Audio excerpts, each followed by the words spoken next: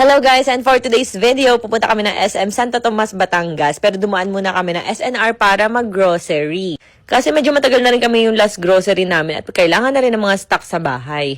Guys, grabe nakakapag-short na ulit ako nung minsan nakakahiya talaga. Kasi ang dami kong peklat, buti na lang nandyan ang Rosmar Turmeric Almond Oil, Emulsified Body Scrub at ang Turmeric Soap natin. So ayan na nga ang aking mga Junakis. Grabe, ang bilis ng panahon, ang lalaki na nila at ayan, buntis na naman. So, ayan, pinagtripan ng aking asawa at tinulak. Grabe guys, parang mas malaki pa si Ching Ching tingnan. At napakaganda ng tali ng hair nila guys. Tingnan nyo naman, para silang kambal. So, ayan, samahan nyo kami at mag-grocery dito sa SNR. Ito nga pala ang OOTD ko na nasabihan ako ng basher na ang yaman-yaman ko daw, pero bakit daw ganito ang aking forma? Alam nyo ba guys, na sobrang bet ni Ching Ching talaga yung mga ganyang kama. Pang-aso nga ni. Ayan, bumili na ako ng mga walis na magagamit namin sa Pamus Food Abat dito sa bahay. Tapos bumili na rin ako ng mga pistachio, raisins, at kung ano-ano pa. Kasi gusto nito ni na mama. Every time na mag-SNR, ay kumukuha talaga ako pasalubong sa aking mama at papa. So, ayan, medyo kulot-kulot nga lang yung hair ko sa dulo, guys, dahil tinali ko nga pala yan kanina. Ayan, bumili rin ako ng mga pangsahog na gulay. Ayan. So, naghahanap-hanap ako dyan. Kumuha muna ako ng bawang, sibuyas, kasi nga talaga mahilig ako magluto. Ayan, sibuyas gaming naman tayo. Kasi ako ang cooking mom of 4. Soon to be 4 na. Ay, grabe yan. So, kumuha rin ako ng mga repolyo, mga talong, ganun, carrots. Kasi guys, ang hirap talaga. Ang layo-layo sa palengke. Eh, dito nga kami nagstay dito muna sa Calauan, Laguna kasi inaayos ko talaga yung Pamus Food Branch 1 natin sa harap ng Pure Gold, likod ng LDB, at yung branch 2 natin na dating paresan ni Rosmar. So, ayan guys, kumukuha-kuha lang ako ng mga gulay, mga tokwa, ayan. Kumuha na rin ako ng mais kasi nga gusto nila Nat-Nat noon. Ayan, kuha-kuha lang tayo ng mga gulay. O, diba, itcha mo doon. Bala ko nga rin kasi magsangag, guys. And ang sarap talaga nung may ganyan. So, going back, before kasi binedbugs ako, guys. Kaya sobrang dami ko talagang peklat sa legs. Pero ngayon nga, wala na talaga. May kukunti na lang na natitira. Pero faded na rin talaga. Laking tulong talaga ng Rosmar Almond Oil Body Scrub natin at Turmeric Scrub Soap natin na with oats. At yung asawa ko gusto nga raw niya ng steak. Ayan, kaya kumuha siya ng 2. Pang isang buwan daw at pang susunod na buwan. O, diba, planado na. Tapos ganyan kami mag-grocery, guys. Magkahawak talaga yung kamay naming 2. Ayan. Clingy yarn. Kasi, guys, pag nawala ako sa mata niya, hahanapin niya agad ako. Kunyari, nag-grocery ba ako at pumunta ako sa kabilang area. Aba, mami, ganun agad yun. So, ayan nga, namili na kami ng mga diaper at ayan, pinanggigilan na naman si Nathaniel. And finally, tapos na ang napakahabang oras na pag-grocery. Ayan yung staff namin para may mag-aasikaso sa amin. So, ayan yung 2 kids. And yes, nag-iisa nga sila ng yaya. Ayan. At si Nathaniel tinuruan ng daddy kung paano mag-walk. Ayan. Walker yarn. Charis. Ayan, naglalakad na siya guys. Isa lang hawak. Grabe no. Imagine mo guys, magwa 1-year-old na agad ang anak ko. Napakabilis. At ayan, nabinuhat na ng ate niya.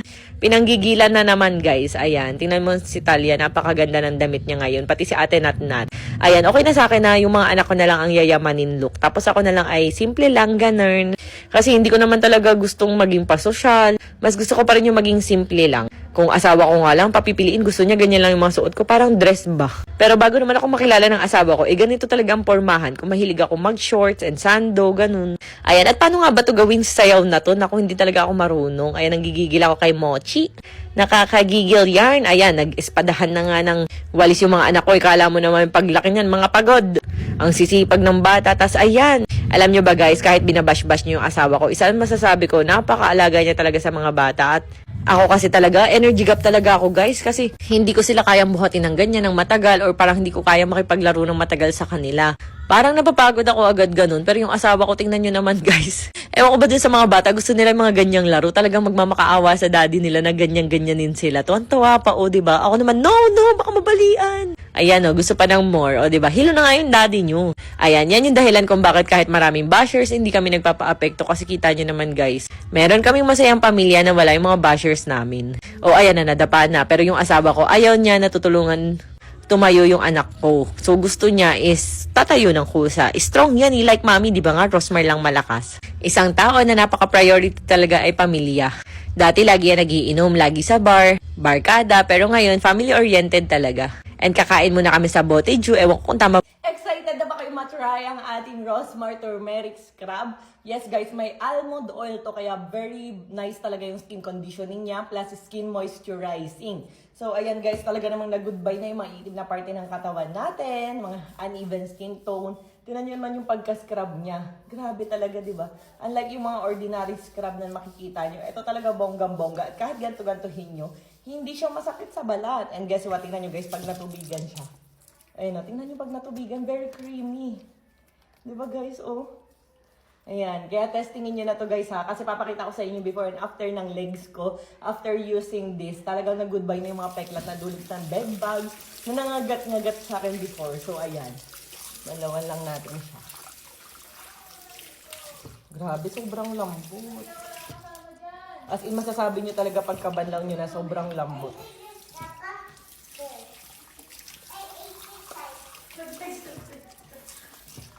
Guys, grabe.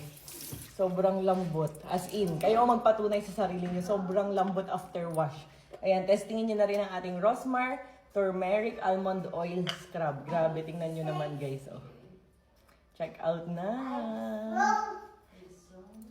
Literal na from this to this. Ayan, grabe oh. From this. Ayan, medyo maitim din ako niyan. Dahil nasunog tayo sa Sikihor. To this. Ayan guys, grabe oh. Halos wala na. Faded na siya. From this.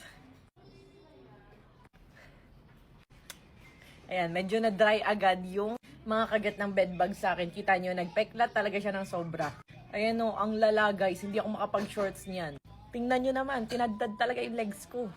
To this. Ayan guys, tingnan nyo naman. Ayan, may bago lang ako mga insect bites. Pero grabe no, nawala na talaga siya guys. Oh. Ayan, nawala na sila. Ayan, pasayan. O, di ba guys? From this. Nung minsan lang yan guys. Pinimpols ako ng sobra dahil madumi yung kamay ko, ganyan ako ng ganyan pag nangangate. Habang naglilinis ako dito sa Pamus Food Ave. To this. To this? Tingnan nyo palay siya ng palay. As in, tingnan nyo naman guys, no filter yan ha. O, tingnan. Kaya ano pang hinihintay, mag-check out na agad ang Rosmar Turmeric Scrub. And syempre, sabayan nyo nitong sabon na ginagamit ko, nakaterno nito. Pero naka-temporary packaging pa lang tayo ngayon ng Rosmar Turmeric, ayan, Almond Milk with Oat Scrub. Ito guys is scrub soap. Ipakita ko sa inyo. Grabe ang bango niya. So, ito yung ka-body-body ng ating turmeric scrub, turmeric soap. Pero dahil nga sa daming oats nito, ito ay tinatawag natin na scrub soap. Kaya guys, kung ikaw ay sensitive skin, tingnan niyo pati yung nandito ko guys, oh, faded na rin siya, 'di ba? Pero ang lala niya nung minsan, ayan, kaya ikaw, check out mo na to.